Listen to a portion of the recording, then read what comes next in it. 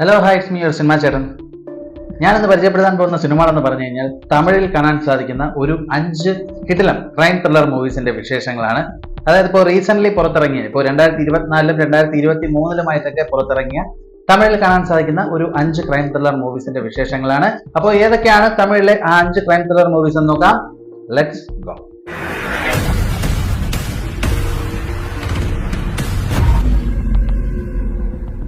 2023-ൽ തമിഴിൽ പുറത്തിറങ്ങിയ ഒരു ക്രൈം ത്രില്ലർ മൂവിയാണ് നിയതി. നിയതി എന്ന ഈ ഒരു ചിത്രം യൂട്യൂബിലും അവൈലബിൾ ആണ്. താല്പര്യമുള്ളവർക്ക് യൂട്യൂബിൽ സെർച്ച് ചെയ്ത് കാണാവുന്നതാണ്. ഈ ഒരു ചിത്രത്തിന്റെ ഒരു പ്ലോട്ട് എടുത്ത് നോക്കിക്കഴിഞ്ഞാൽ നമ്മുടെ ഇതിലെ കഥാനായകൻ, നമ്മുടെ ഇതിലെ ഹീറോ ഒരു ഡിറ്റക്റ്റീവ് ഏജൻസിയിൽ, ഒരു പ്രൈവറ്റ് ഡിറ്റക്റ്റീവ് ഏജൻസിയിൽ വർക്ക് ചെയ്യുന്ന ഒരാളാണ്. അപ്പോൾ അയാളുടെ അടുത്തേക്ക് ഒരു കേസ് വരികയാണ്. അതായത് ഒരു വൃദ്ധനായ മനുഷ്യൻ ഒരു ചെറുപ്പക്കാരന്റെ ഫോട്ടോ കാണിച്ച് ഈ ഒരു ചെറുപ്പക്കാരനെ പറ്റി അന്വേഷിച്ച് കൊടുക്കാനാണ് ഈ ഒരു കേസ് കൊടുക്കുന്നത്. അത് മറ്റൊന്നിനുമല്ല, ഈ ഒരു വയസ്സായ മനുഷ്യന്റെ മകളെ കല്യാണം കഴിക്കാൻ പോകുന്ന ഒരു ചെറുപ്പക്കാരനാണ്. അപ്പോൾ ആ ചെറുപ്പക്കാരൻ ഒരു നല്ല ഒരാളാണോ അതേ മോശപ്പെട്ട ഒരാളാണോ എന്നൊക്കെ അന്വേഷിച്ച് കണ്ടെത്തി കൊടുക്കുന്നതാണ് നമ്മുടെ ഹീറോയ്ക്ക് ഇതിലെ ജോലി. അങ്ങനെ ഒരു ദിവസം രാത്രി നമ്മുടെ ഹീറോ ഇങ്ങനെ കാറിൽ ഇങ്ങനെ സഞ്ചരിച്ച് വരുന്ന സമയത്ത് പെട്ടെന്ന് യാദൃശ്ചികമായി ഒരാൾ മുന്നിലേക്ക് ചാടുകയും അയാളെ ഇടിച്ചിടുകയും ചെയ്യുകയാണ്.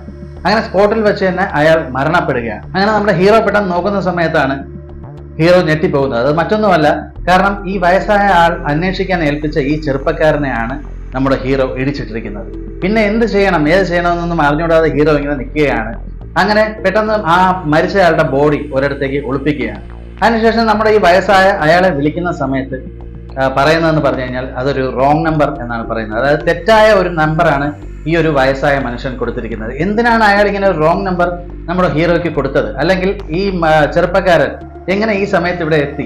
തുടർന്ന് നടക്കുന്ന കുറെ ഗംഭീരമായി ഞെട്ടിപ്പിക്കുന്ന സംഭവങ്ങൾ തന്നെയാണ് നിയതി എന്ന ഈ ഒരു ചിത്രത്തിൽ പറയുന്നത്. ഒരു ലോ ബഡ്ജറ്റ് മേക്കിംഗ് ഒക്കെയാണ്. അതുകൊണ്ട് മേക്കിംഗ് ഒക്കെ ഒരു അത്യാവശ്യം ക്വാളിറ്റി മാത്രം പ്രതീക്ഷിച്ചാൽ മതി. കണ്ടിട്ടില്ലാത്തവരുണ്ടെങ്കിൽ യൂട്യൂബിൽ സെർച്ച് ചെയ്ത് കാണാവുന്നതാണ്.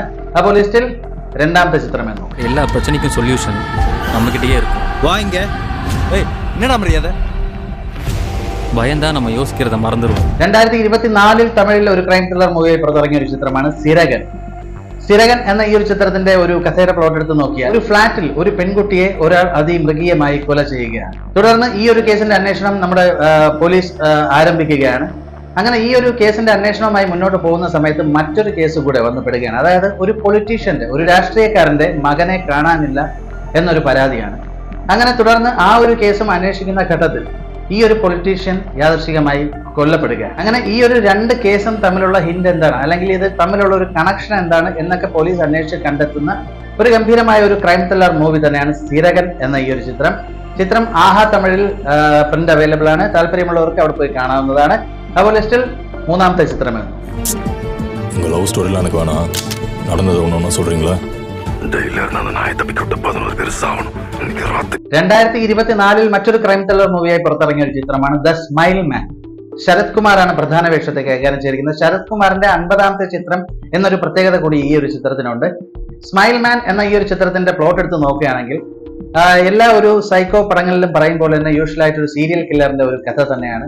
അതായത് ആളുകളെ അതിമൃഗീയമായി കൊല ചെയ്ത് അവരുടെ വാ ഇങ്ങനെ കീറി ചിരിക്കുന്ന അവസ്ഥയിലാക്കി ബോഡി ഉപേക്ഷിക്കുന്ന ഒരു സീരിയൽ കില്ലർ. ഈ ഒരു സീരിയൽ കില്ലറിനെ പിടികൂടാനായി ഈ ഒരു കേസിന്റെ അന്വേഷണവുമായി നമ്മുടെ ശരത് കുമാർ ഇറങ്ങുകയാണ്.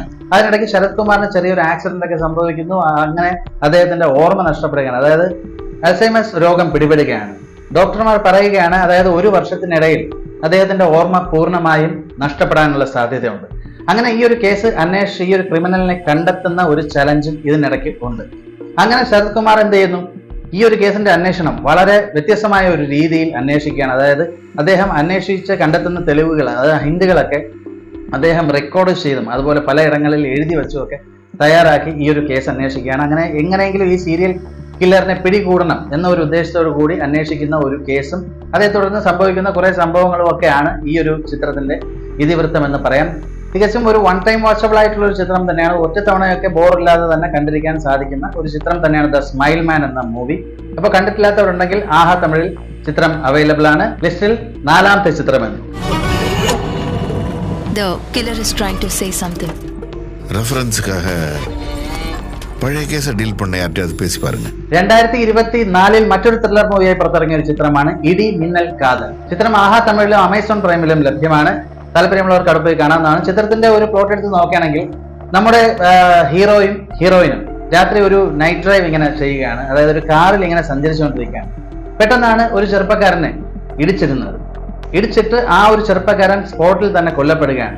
അങ്ങനെ ഹീറോ വളരെയധികം ഭയപ്പെടുകയാണ്. അതായത് താൻ ചെയ്ത കുറ്റം പോലീസിനോട് തുറന്നു പറയാമെന്നൊക്കെ കരുതി ഹീറോ ഇങ്ങനെ ഇരിക്കുകയാണ്. പക്ഷെ ഹീറോയിൻ ഒരു കാരണവശാലും അത് അനുവദിക്കുന്നില്ല. കാരണം ഈ ഒരു കേസിൽ പെട്ടുപോയി കഴിഞ്ഞാൽ തന്റെ കരിയർ തന്നെ നഷ്ടമാകും എന്നൊക്കെ പറഞ്ഞ് ഇതിൽ നിന്നും പിന്തിരിപ്പിക്കാനായി ശ്രമിക്കുകയാണ് ഹീറോയിൻ.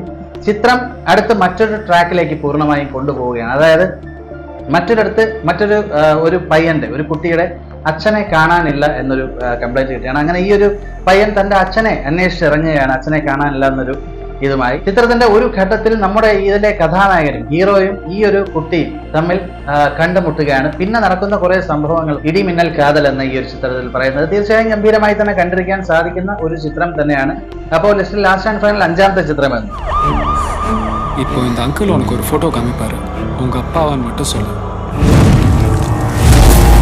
2024 മറ്റൊരു ത്രില്ലർ മൂവിയായി പുറത്തിറങ്ങിയ ഒരു ചിത്രമാണ് യാവരും വല്ലവരും. സമുദ്രകനി അങ്ങനെ തുടങ്ങി ഒരുപാട് ആൾക്കാർ അഭിനയിച്ചിരിക്കുന്ന ഒരു ചിത്രമാണ്. ചിത്രത്തിന്റെ ഒരു പ്ലോട്ട് എടുത്ത് നോക്കുകയാണെങ്കിൽ ഒരു 4 ട്രാക്കിലൂടെയാണ് ഈ ചിത്രം കഥ പറഞ്ഞു പോകുന്നത്. അതായത് ഒരു 4 വ്യക്തികളുടെ ജീവിതത്തിലൂടെ പോകുന്ന ഒരു കഥാതന്തുവാണ് ചിത്രത്തിൻ്റെത്. ചിത്രത്തിന്റെ ഒരു പ്ലോട്ട് എടുത്ത് നോക്കിയാൽ ചിത്രത്തിന്റെ ആദ്യത്തെ ട്രാക്കിൽ പറയുന്നതെന്ന് പറഞ്ഞു കഴിഞ്ഞാൽ 2 കള്ളന്മാരുടെ കഥയാണ്. അതായത് സിനിമ ഷൂട്ടിങ്ങിന് വീട് വേണമെന്ന ആവശ്യകതയുമായി വീട് നോക്കാനായി രാവിലെ ഈ 2 ചെറുപ്പക്കാർ ഇറങ്ങുകയാണ്. അങ്ങനെ പകല് പോയി ആ വീടെല്ലാം കണ്ടതിന് ശേഷം രാത്രി ആ വീടുകളിൽ മോഷണം നടത്തുന്ന 2 കള്ളന്മാർ. ആ ഒരു ട്രാക്കാണ് ആദ്യം പറയുന്നത്. ചിത്രത്തിന്റെ 2ാമത്തെ ഒരു ട്രാക്ക് എടുത്ത് നോക്കിക്കഴിഞ്ഞാൽ ഒരു വീട്ടിൽ ഒരു പെൺകുട്ടി തന്റെ കാമുകന്റെ കൂടെ ഒളിച്ചോടാനായി ഇങ്ങനെ തയ്യാറെടുപ്പുകൾ നടത്തുകയാണ്. അങ്ങനെ ഈ വിവരം ആ പെൺകുട്ടിയുടെ വീട്ടുകാർ അറിയുകയാണ്. തുടർന്ന് നടക്കുന്ന കുറെ സംഭവങ്ങളാണ് ആ ഒരു 2ാമത്തെ ട്രാക്കിൽ പറയുന്നത്. അടുത്ത 3ാമത്തെ ട്രാക്കിൽ പറയുന്നതെന്ന് പറഞ്ഞു കഴിഞ്ഞാൽ ഒരു പുതുതായി കല്യാണം കഴിഞ്ഞിട്ട് മിലിറ്ററിയിലേക്ക് ജോലിക്ക് പോകുന്ന ഒരു ചെറുപ്പക്കാരൻ അവിടെ വെച്ച് ഒരു യുദ്ധത്തിൽ അയാൾ മരണപ്പെടുകയാണ്. അങ്ങനെ ഈ വിവരം എങ്ങനെ ആ പെൺകുട്ടിയെ അറിയിക്കും എന്നൊക്കെ ആ നാട്ടുകാരും അവരുടെ വീട്ടുകാരും ഒക്കെ ഇങ്ങനെ വളരെയധികം വിഷമത്തിലിരിക്കുന്ന ആ ഒരു ട്രാക്കാണ് 3ാമത്തേത്. 4ാമത്തെയാണ് നമ്മുടെ സമുദ്രകനിയുടെ ട്രാക്ക്. അതായത് സമുദ്രകനി ഒരാളെ കൊല ചെയ്ത് ജയിലിൽ ശിക്ഷ അനുഭവിക്കുകയാണ്. സമുദ്രകനി ജയിലിൽ നിന്നും റിലീസാവുന്ന ദിവസം നോക്കി ആ മരണപ്പെട്ട ആൾക്കാരുടെ വീട്ടുകാരും അതുപോലെ പക വീട്ടാനായി നിൽക്കുന്ന കുറെ ആൾക്കാരും ഇങ്ങനെ കാത്തു നിൽക്കുകയാണ് ഇയാൾ പുറത്തിറങ്ങുന്നതും കാത്ത്. അങ്ങനെ നടക്കുന്ന 4ാമത്തെ ട്രാക്ക്. ഇങ്ങനെ പോകുന്ന ഗംഭീരമായ കുറെ സംഭവങ്ങൾ ഈ ഒരു ചിത്രത്തിന്റെ ഒരു സ്റ്റേജിൽ വെച്ച് ഈ ഒരു 4 കഥാപാത്രങ്ങളുടെയും ജീവിതങ്ങൾ ഒരുമിച്ച് വരുന്ന ഒരു സംഭവമാണ് ഈ ചിത്രത്തിൽ കാണിക്കുന്നത്. തീർത്തും ഗംഭീരമായി തന്നെ കണ്ടിരിക്കാൻ സാധിക്കുന്ന, ബോറില്ലാതെ കണ്ടിരിക്കാൻ സാധിക്കുന്ന ഒരു ചിത്രം തന്നെയാണ് യാവരും വല്ലവരെ എന്ന ചിത്രം. അപ്പോൾ ചിത്രം ആഹാ തമിഴിലും ആമസോൺ പ്രൈമിലും അവൈലബിൾ ആണ്. താല്പര്യമുള്ളവർക്ക് അവിടെ പോയി കാണാവുന്നതാണ്. தயவு செஞ்சு உங்களை கையெடுத்து கூப்பிட்டு கேட்டுக்கிறேன், என் புருஷனோட மரணத்தை வச்சு யாரும் ஜாதி அரசியல் பண்ண வேண்டாம். ഓക്കെ, അപ്പോൾ ഇതൊക്കെയാണ് ഇന്ന് പരിചയപ്പെടുത്തിയ തമിഴിൽ കാണാൻ സാധിക്കുന്ന 5 ക്രൈം ത്രില്ലർ മൂവീസിന്റെ വിശേഷങ്ങൾ. ക്രൈം ത്രില്ലർ മൂവീസിന്റെ വിശേഷങ്ങൾ പരിചയപ്പെടുത്തിക്കൊണ്ടുള്ള നിരവധി വീഡിയോസ് എന്റെ യൂട്യൂബ് ചാനലിൽ അപ്ലോഡ് ചെയ്തിട്ടുണ്ട്. ഞാൻ അതിന്റെ ലിങ്കുകളെല്ലാം ഡിസ്ക്രിപ്ഷനിൽ കൊടുത്തിട്ടുണ്ട്. താല്പര്യമുള്ളവർ അതുകൂടെ ഒന്ന് കാണാനായിട്ട് ശ്രമിക്കുക. അപ്പോൾ തുടർന്നും ഗംഭീരമായ എപ്പിസോഡുകൾക്ക് നിങ്ങളുടെ പൂർണ്ണമായ സപ്പോർട്ട് ആവശ്യമാണ്. സബ്സ്ക്രൈബ് ചെയ്ത് കാണുന്ന ഒരാളാണെങ്കിൽ ദയവായി സബ്സ്ക്രൈബ് ചെയ്യാനായി ശ്രമിക്കുക. അപ്പോൾ മറ്റൊരു ഗംഭീരമായ ഒരു എപ്പിസോഡുമായി കാണുന്നവരെ ബൈ ബൈ.